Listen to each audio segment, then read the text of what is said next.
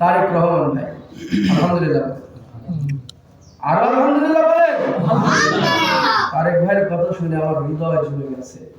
আমি আজকে শুনতেছিলাম কিছু বিএনপির কোলাঙ্গাররা বলতেছে আজারি হুজুরকে নিয়ে বাজে কথা বলবার যে সাহস দেখিয়েছে, সেই সাহসের বিরুদ্ধে তারেক রহমান কথা বলেছে। আলহামদুলিল্লাহ, আলহামদুলিল্লাহ। তারেক রহমান বলেছে আজারি হুজুরের বিরুদ্ধে যে কথাগুলো তোমরা বলেছো ঠিক বলো নাই।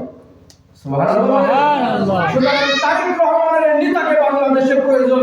তারেক রহমান যদি বাংলার জমিনে আসে আমার মনে হয় আমাদের ক্ষতি হবে না।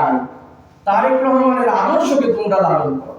ঠিক, তোমরা যারা মাওলানা মিজানুর রহমান আজহারীকে নিয়ে বিতর্ক করতেছো, একদল খাইছে আর একদল খাবে, এই কথাটা তো মিথ্যা না?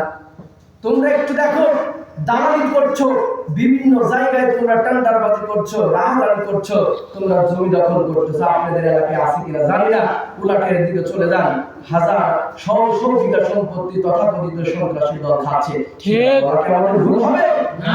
আমাদের হিসাবে আমরা তো বলবো ঠিক। পিছনে লাগে কেন? পিছনে তারেক রহমান তো লাগে না, পিছনে ডাক্তার ফয়জুল হক তো লাগে না, পিছনে ডাক্তার কি বলে ফখরুল ইসলাম তো লাগে না। ফখরুল ইসলাম আলমগীর ভাই বলেছে যে বাংলাদেশ জামাত ইসলাম একটি ক্যাডার ভিত্তিক সংগঠন, যাদের জ্ঞানের কাছে আমরা জিরো জিরো। সুবহানাল্লাহ। আসেন এক কাতারে দাঁড়িয়ে বাংলাদেশ যেন আর কোন মদখোর সরকার, যে সরকার বসে বসে মদের ব্যবসা করেছে, লাইসেন্স করেছে, সেই রকম কোন সরকার যেন বাংলা জমিনে না আসে, এই প্রত্যয় ব্যক্ত করে আজকের আলোচনা শেষ করছি। ওয়া আখিরু দাওয়ানা আলহামদুলিল্লাহ।